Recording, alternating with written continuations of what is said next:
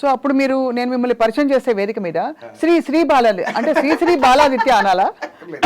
అది అలా అంటారు లేదా, ఎందుకని మంచి చేసేట్టున్నారు నాన్నగారు. చాలా మంది శ్రీమతి అని పేరు పెట్టుకుంటారు, ఆవిడ కుమారి శ్రీమతి అవుతారు, అప్పుడు అది వెబ్ సిరీస్ కూడా అవుతుంది. సో అది అయితే నా నక్షత్ర ప్రకారం ఏదో శ్రీతో ఉండాలని అలా పెట్టడం జరిగింది.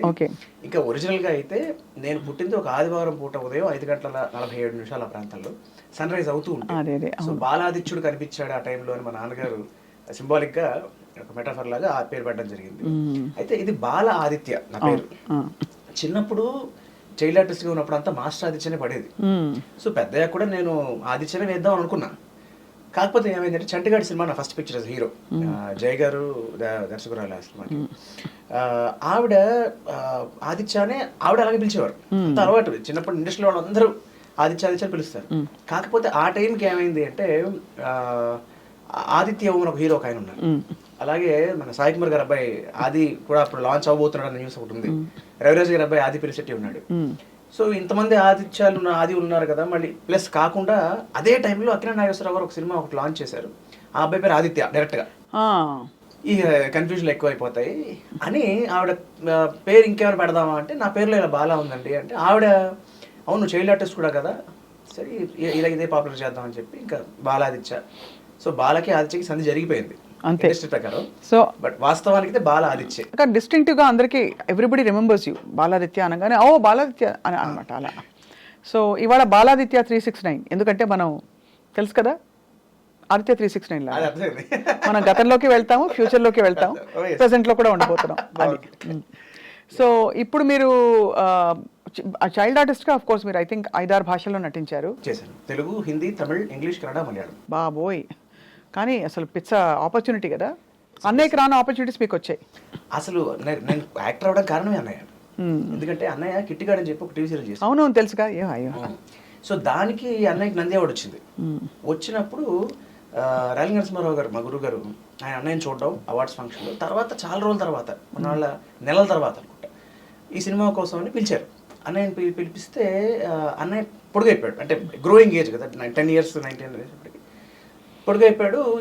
నేను ఊరికే వెళ్ళి అన్నయ్యతో పాటు తోడుగా వెళ్ళినప్పుడు వీడైతే కరెక్ట్గా ఉంటాడు, కొంచెం సైజ్ చిన్నగా ఉన్నాడు కానీ ఇంకా చిన్న బట్ ట్రై చేద్దామని చెప్పి ఆడిషన్ చేశారు. సో ఆడిషన్ చేసినప్పుడు నేను ఆడిషన్లో సెలెక్ట్ అవ్వడం వల్ల ఎదురుంటి పొగుడు పక్కింటి పడడం అనే సినిమాలో ఒక స్టాంప్గా నవ్వడం వల్ల అది మా డాడీ లాంటి రాజేంద్ర ప్రసాద్ గారి చేతుల మీద వానమాలు తిద్దడం వల్ల అవును ఇక ఐ నెవర్ లుక్ బ్యాక్. అవును. సో దట్స్ నాకు ఒక రకంగా అన్నయ్య కారణం నాకు రావడానికి. అవునవును డెఫినెట్గా. కౌశిక్ అఫ్ కోర్స్ మా ఫ్యామిలీకి ఎంత క్లోజు, మీరు కాదని కాదు కానీ మీరు కొంచెం తక్కువ, అన్నయ్య బాగా క్లోజ్ అది.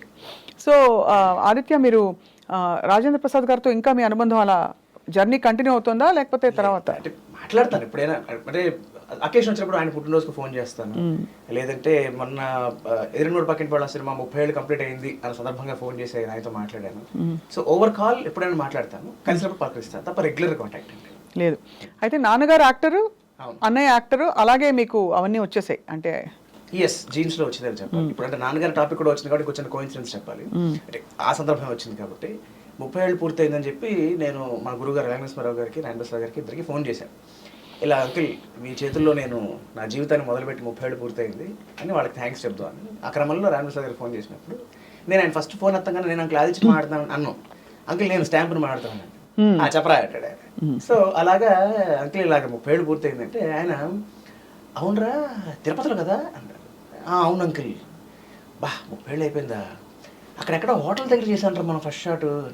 నేను అంకుల్ ఇప్పుడు నాకంటే అది ఫస్ట్ సినిమా, ఇప్పుడు ఎవరికైనా ఫస్ట్ సినిమా ముహూర్తం ఎక్కడ ఎప్పుడు అన్నీ గుర్తుంటాయి.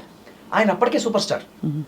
పైగా ఆ సినిమాలో నన్ను చాలామంది నువ్వు రాయన్ ప్రసాద్ గారి పోటీగా యాక్ట్ చేసావు, ఆయన కన్నా బాగా చేసావు అని పాప తెలియక అనుకుంటూ ఉంటారు. నేను ఆ విషయాన్ని ఆయనతో విన్నవించాను. అంకిల్ పాపం ఇలా అనుకుంటూ ఉంటారు అంకిల్ తెలియక, అంటే మీరు కదా నా చేయి పట్టుకుని నడిపించింది. దాంట్లో చాలా షార్ట్స్లో అంటే మీకు టెక్నికాలిటీస్ తెలుస్తాయి కాబట్టి చెప్తున్నాను, లిప్ ఉండదు. ఆయన చెప్పే డైలాగ్ వేరు, స్పాట్లో నన్ను ఎంకరేజ్ చేయడం కోసం అంతే ఆ డైలాగ్ అయిపోయింది వచ్చేసింది అంతే అనేవారు. ఆయన డబ్బింగ్లో మార్చేవారు. అలా చాలా సందర్భాల్లో చేశారు. సో అంత ఎంకరేజ్ చేశారు ఆయన. సో మీరు అలా చేశారు కాబట్టి కదా అంకిల్ నేను ఒక మట్టి ముద్దని నాకేం వచ్చు, మీరు చెప్పారు కాబట్టి అలా చేయగలిగాను కదా అంటే ఆయన ఒక అద్భుతమైన మాట అన్నారు, నేను దాని జీవితకాలం మర్చిపోలేను. ఏంటంటే దానికి 2 కారణాలు ఉన్నాయిరా. ఒకటి, ఒక ఆర్టిస్ట్ ఒక ఫ్రేమ్లో యాక్ట్ చేస్తున్నప్పుడు ఇద్దరూ కనుక సమపాళల్లో చేయకపోతే తక్కువ చేసిన వాడు బాగా తక్కువ చేసిన వాడు అవతల వాడు చేసేది చాలా ఎక్కువగా అనిపిస్తుంది. దాన్ని బ్యాలెన్స్ చేయగలగాలి ఒకటి. రెండు, నీ పట్ల నాకు ఒక ప్రత్యేకమైన బాధ్యత ఉంది. ఏంటంటే నా ఫస్ట్ సినిమాకి అంటే ఆయన ఫస్ట్ సినిమాకి, నా ఫస్ట్ సినిమాకి మీ నాన్న హీరో, బాపు గారి స్నేహం. సో ఆయన కొడుకైన నీ ఫస్ట్ సినిమాకి నేను హీరో, మరి నాకు బాధ్యత ఉందిగా. అది అంటే ఒక టాప్ స్టార్ ఇన్నేళ్ల తర్వాత మళ్ళీ ఆ విషయాన్ని గుర్తుపెట్టుకుని ఎప్పుడో 35 ఏళ్ల క్రితం జరిగిన విషయాన్ని మళ్ళీ దాన్ని ఇది కారణం అని చెప్పడం అంటే ఆయన సంస్కారానికి ప్రతీక. చాలా గొప్పగా ఉంది, వింటుంటేనే చాలా ఎంత ఇవన్నీ యాదృచ్ఛికం అనిపిస్తాయి ఆదిత్య మీకు? అంటే ఇలా రాసిపెట్టుంది అని, లేకపోతే ఏంటి మీ నమ్మకం నడుస్తున్నప్పుడు? తెలీదు. అంటే కొన్ని మీరు అన్నట్టు ఎంత యాదృచ్ఛికం అంటే నా first shot 1991 June 13th child ఆర్టిస్ట్గా 23 పక్కన పడడం. నా first shot as hero Chantigadu మళ్ళీ జూన్ 13th 2003లో. అదే అలా ఎలా కుదిరిందో తెలియదు. అలాగే ఇంకొక గమ్మత్తైన కోయిన్సిడెన్స్, ఇది బహుశా ఎవరి జీవితంలోనూ జరుగుండదేమో ఇది. అంటే నాకు చాలా కాలం పెళ్ళైన చాలా కాలం తెలిసిన విషయం ఏంటంటే, మా నాన్నగారికి పెళ్ళి అయ్యే నాటికి ఆయనకి ఎన్ని సంవత్సరాల, ఎన్ని నెలల, ఎన్ని వారాల, ఎన్ని రోజులు, నా పెళ్ళైన నాటికి నాకు అన్నే సంవత్సరాల, అన్నే నెలల, అన్నే వారాల, అన్నే రోజులు కూడా. భగవంతుడా, ఏమిటిది? అంటే హైట్స్ ఆఫ్ కోఇన్సిడెన్స్.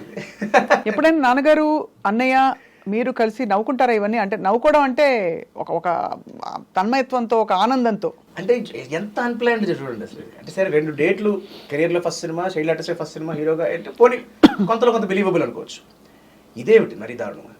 అంటే ఇంత పాసిబిలిటీ ఉంటుందా? అదే కదా నాకు అనిపించింది ఒక్కసారి. అంటే మనం అన్నీ కరెక్ట్గా లెక్క చూసుకోం, కానీ ఇలాంటివి చాలా చాలా గమ్మత్తులు జరుగుతుంటాయి జీవితంలో. లేకపోతే ఆయన ఫస్ట్ సినిమాలో యాక్ట్ చేసిన ఆయన కొడుకైన నేను మళ్ళీ నా ఫస్ట్ సినిమాకి ఆయన హీరో అవడం ఏమిటి? ఇప్పుడు నెక్స్ట్ ఆయన కొడుక్కి మీరు హీరో అవ్వాలి లెక్క ప్రకారం. మరి ఇది కష్టం లేదు. అనేది కష్టం లేదు. మరి మనం ఒకటి బాగుందని సీక్వెల్ అలా పెట్టుకో కష్టం. రైట్. పైగా నేను అంకిల్ని అడిగాను, అంకిల్ ఎర్మడ్ పక్కన సీక్వెల్ చేద్దావా, చేస్తే ఎలా ఉంటుంది పెద్ద తర్వాత. అప్పుడు ఇదే మాట అన్నారు, కొన్ని టచ్ చేయకూడదు, వదిలేద్దాం. అది అలా క్లాసిక్గా మిగిలిపోయింది ఆ సినిమా. ఇంకోటి చేద్దాం కావాలంటే. కానీ ఆ రోజుల్లో ఉండే ఆ టైమింగ్ కామెడీలు ఇప్పుడేంటో బీభత్సమైన 100 కోట్లు 1000 కోట్ల గురించి మాట్లాడుతున్నాం, కానీ ఆ చిన్న బడ్జెట్ సినిమాల్లో హాయిగా నవ్వుకుని కాసేపు భలే ఉండేవి కదా. 18 రోజులు ఆ సినిమా షూట్ చేసింది. 18 రోజులు, సంవత్సరం ఆడింది ఆ సినిమా. అంటే అఫ్ కోర్స్ అప్పుడు ఈక్వేషన్స్ వేరు, ఇప్పుడు ఈక్వేషన్స్ వేరు. అవునవును, కరెక్ట్. కాకపోతే ఒకటి గ్రౌండ్ వర్క్ చాలా ఎక్కువ ఉండేది. That's what I have seen.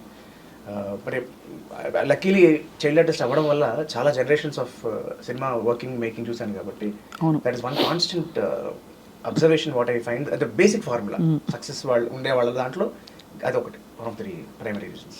Child ఆర్టిస్ట్గా చాలా సినిమాలు చేశారు మీరు, 41 సినిమాలు. అదే ఆ రోజుల్లో మీకు ఎలా ఉండేది మీ లైఫ్ స్టైల్ కానీ? అంటే ఇప్పుడు సినిమాలు, షూటింగ్లు, స్కూల్స్ ఉంటాయి, రొటీన్ ఉంటుంది, సో ఎలా బ్యాలెన్స్ చేసుకునేవారు? స్కూల్లో పిల్లలు ఏమనేవాళ్ళు అందరూ? ఇక్కడ 2 అంశాలు ఏంటంటే, ఒకటి నేను సినిమా యాక్టర్నని కానీ సినిమాల్లో యాక్ట్ చేస్తున్నాను, నాకు ఇలాగ ఎంతమంది ఇలా పిలుస్తున్నారు, ఈ అప్రిసియేషన్స్, ఈ అవార్డులు, ఈ చప్పట్లు, ఇది ఎక్కడా నా మీద ఇన్ఫ్లుయెన్స్ లేకుండా ఒక దాన్ని ఏమంటారు, ఒక పాము పడగ కాపాడినట్టుగా మా అమ్మ కాపాడుతూ ఉంటుంది నన్ను. అది వేరు, ఇది వేరు, నువ్వు మామూలు మనిషివి. కాకపోతే ప్రాబ్లం ఎక్కడ ఏదంటే, నేను స్కూల్ కన్నా ఎక్కువ షూటింగ్లో ఉండేవాడిని, టీచర్స్ కన్నా ఎక్కువ డైరెక్టర్స్తో ఉండేవాడిని, ఫ్రెండ్స్ కన్నా ఎక్కువ ఆర్టిస్టులతో ఉండేవాడిని. సో వాళ్ళ ఇన్ఫ్లుయెన్స్ చాలా ఎక్కువ ఉండేది. అందుకని అమ్మ she use to make it a point, ప్రతిరోజు సాయంత్రం షూటింగ్ 6ంటికి ప్యాకప్. అంటే అది మెడ్రాస్లో అయినా మేము చెన్నైలో ఉండేవాళ్ళం, అవుట్డోర్ అయినా సరే జనరల్లీ 6ంటికే, అదర్వైజ్ షెడ్యూల్ ఉంటుంది. ప్రతిరోజు సాయంత్రం 6ంటికి రాగానే బట్టలు ఇప్పంగానే ఆ బట్టలతో పాటే ఆ సినిమా షూటింగ్ అయిపోయింది. స్నానం చేసి మళ్ళీ కూర్చుని 7 నుంచి 9 దాకా చదివే. దాంట్లో చాలా చాలా సహాయం చేసింది మా అన్నయ్య. ఎందుకంటే నేను మిస్ అయిన నోట్స్ అని వాడు రాసిచ్చేవాడు. ఎంత మంచి అన్నయ్య అబ్బా. అయ్యో బాబోయ్, చాలా మంచోడు Kaushik. Very proud of you Kaushik. Seriously నేను చేసే రథోపాలన్నిటికీ మా అన్నయ్య అండగా ఉండేవాడు. నాకు ఎప్పుడు అంటే అన్నయ్య నాకు చాలా ఇష్టం, చాలా ఆదర్శం. అంటే ఎంత ఆదర్శం అంటే కొన్ని నాకు గమ్మత్తుగా అనిపిస్తుంటాయి. అన్నయ్యకి ఒక టైంలో ఎండలో నడుస్తుంటే కళ్ళు ఇలా పెట్టే అలవాటు ఉండేది, నాకు అలా ఉండేది కాదు. అన్నయ్య అలా పెడుతున్నాడు కదా, నేను అలాగే పెట్టేవాడిని. అసలు నేను యాక్టింగ్ చేయడం కారణమే అది. ఏంటంటే అన్నయ్యకి నంది అవార్డు ఇచ్చారు, నాకు ఇవ్వలేదు. ఇప్పుడు ఇంట్లో 2 పిల్లలు ఉంటే ఎలా ఉంటుంది, 2కి బొమ్మలు, 2కి బట్టలు అన్నీ వస్తాయి కదా. నాకు అలా కాదు, అన్నయ్యకు ఉంటే నాకు ఉండాలి.